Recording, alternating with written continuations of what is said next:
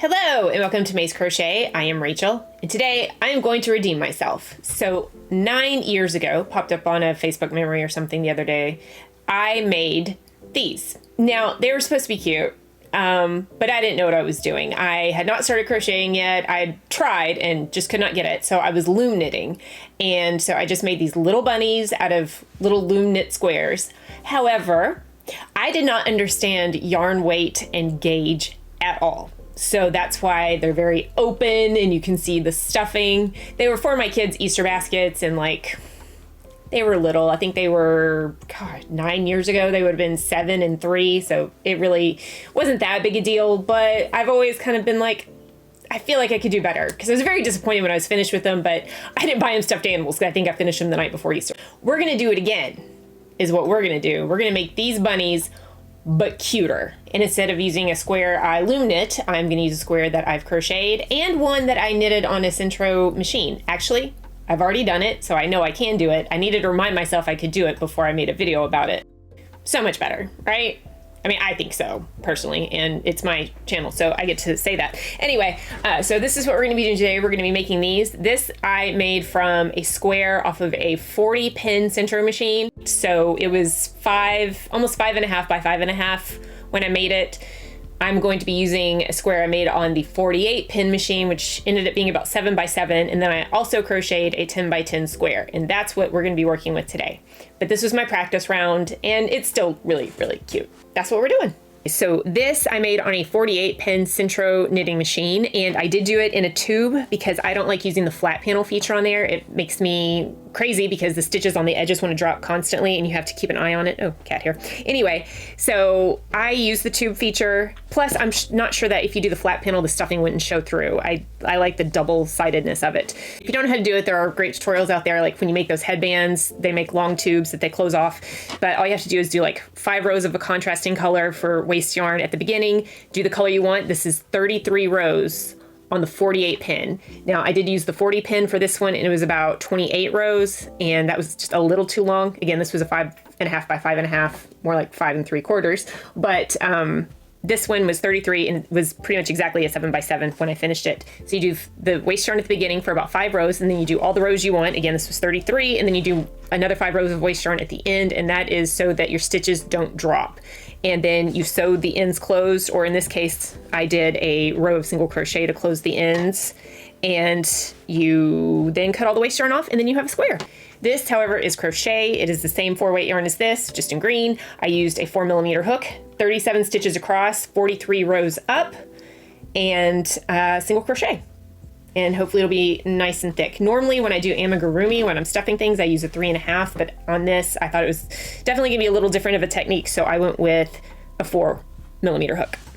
Okay, so supplies. A square fabric made from yarn. I am doing crochet and machine knit. You can do regular knitting needled fabric as well, though I can't give you any instructions on that because I have never done that. Or loom knit, which I've done before, but not doing it today. So your square and then some bits of yarn that are long enough to sew some things closed in the same color. And yes, I'm gonna use the same color because I wanna finish this. I don't wanna do contrasting colors and pull everything back for later. Stuffing, and then scissors, and of course a needle. And then also I would say either ribbon, or I made this out of a contrasting color to make a little bow like I did on the pink one. This was just a chain and then slip stitching in the back bump. So something to go around the neck because it's going to be very awkward looking because it'll be cinched in there. So you want something around the neck. So you want to make something or buy some ribbon, have something around the neck of the bunny. You can also add safety eyes and a safety nose if you want to, or embroider eyes. I won't be doing that, but you can. And what we're going to do is start in the middle at the top. And we're just gonna baste, I'm just gonna lay it out and show you before I do it. We're just gonna baste a triangle about down to the halfway point, and then we go into the midpoint, and then we're gonna pull it closed. That's it, that's all we're doing, super simple. All right, so this is around the midpoint. I could count, I'm not gonna.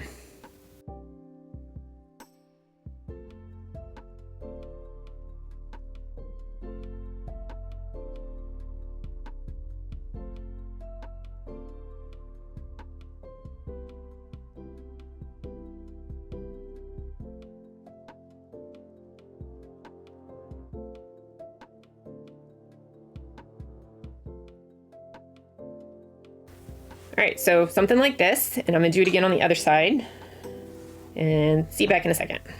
So I've done both sides. I know I should have used contrasting yarn, guys, but I just don't want to pull this apart to finish it again.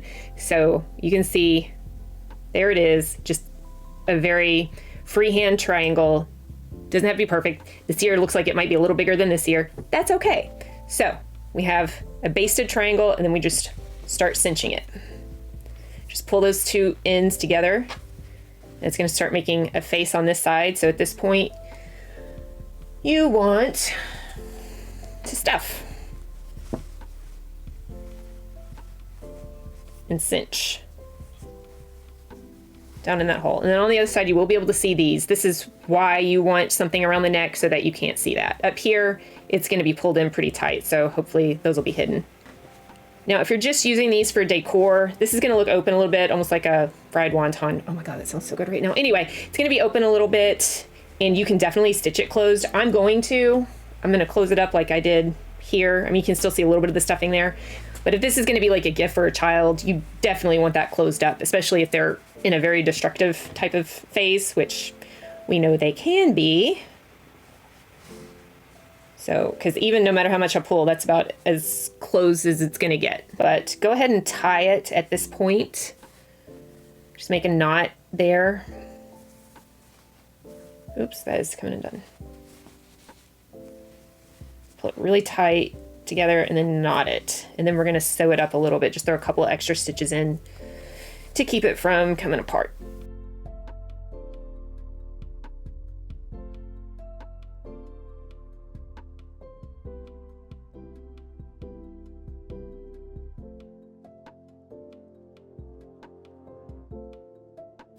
Okay, so that's pretty closed. So I'm also going to come up to this kind of center point and pull that in just a little bit, just to close it all off.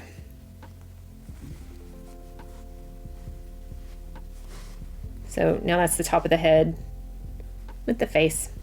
All right, so that's better, right? Right. Okay, now we have the body to work. So what we're gonna do is we're gonna take this other piece that we didn't use to close up the head. And now this is on the knit square. For the crochet square, I left a long tail for this part. I will still need another, I will still need another part for the head, but to close the body, I left myself a nice long tail. So we're just gonna zigzag stitch all the way down. And on my other one, it's not super pretty, but I'm still gonna do it this way. If you have a prettier stitch, go right ahead, but these are just gonna be decor because I don't do Easter baskets anymore. My kids are over them, they're done, they're too old, they don't care.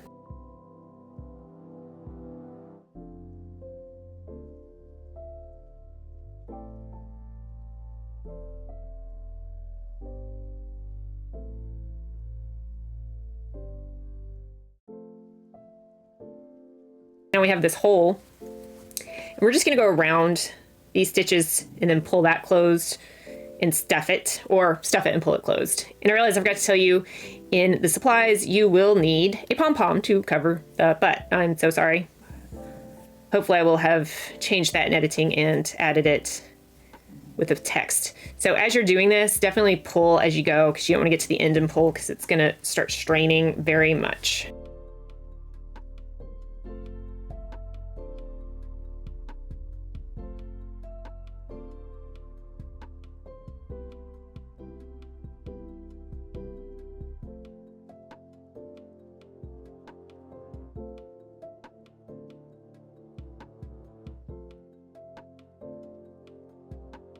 Okay, so that's cinched pretty tightly without doing too much damage to the body. If you want, you can use a completely different strand of thread to do the tail, or do that and then the body, but it's up to you. So we're just sewing it closed now, and then we're gonna tie it off with this and just hide the ends on the inside. Nobody will see. So let's put our little bow on. I think I made it too long, but that's okay. I made the other one too short at first, so then I overcompensated, and yeah, you want to hide the neck. The neck is wonky. The butt is wonky. It's all kind of wonky until you put the stuff on. So that's not even. Yeah, it's a little big. But I'm not undoing it. This is just a quick thing. All right, last things last, we need a pom-pom for the butt. I don't like to make my own pom-poms because they've never not come apart on me. So there are plenty of tutorials on how to make those out there. This will not be one of them. I'm going to use a store-bought one and use hot glue. All right, there we go. This one ended up with a booty. It's because I pulled too hard when I was closing up the body. That's okay. And that still looks like a fried wonton. Half of a fried wonton to me. And now I really want fried wontons. Anyway, here is the machine knit bunny. And now I'm going to do it with the crochet. Okay, so for the green one, we are at the top in the center, just like before. And we are going to work down. It's the first time I've ever done it on crochet, so this will be interesting. Feel good to everybody? Good enough. Let me start pulling it closed. Stick. So I'll put a knot in it and try to close up some of these seams. Okay, so I got those tails cut off and kind of hidden, tucked up under the head, since I won't be using them this time. So now we're going to close up the bottom by using that really long tail. Okay, so I don't know if it's the fact that I used the tail end or if it's just thicker and harder to close up, but I cannot get this all the way closed, but that's okay because there's going to be a pom-pom there.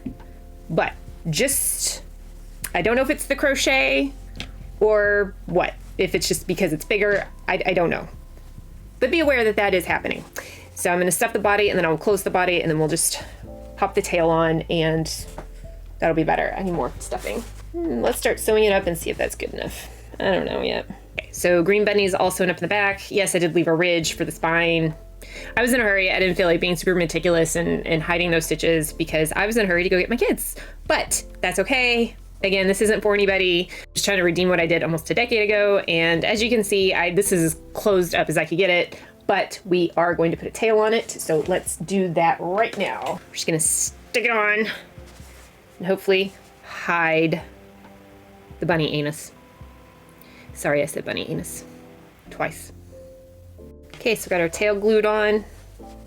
And now we're just gonna put a nice little accessory to hide more mistakes. Not mistakes, just wonkiness. And that's our green crochet bunny. Okay, so definitely better than what I did 9 years ago, because at least you can't see the stuffing. I do think that the knit squares are significantly better. They were a drapier fabric, even though they were doubled up. It was a lot easier to work with. This was very stiff. Again, I went off the knowledge that I normally use a 3.5mm hook for amigurumi, and this time I used a 4. Like around the neck, it is very wonky. So I would need the world's thickest ribbon to hide that mess. And the body just, I don't know, it doesn't work the way these do.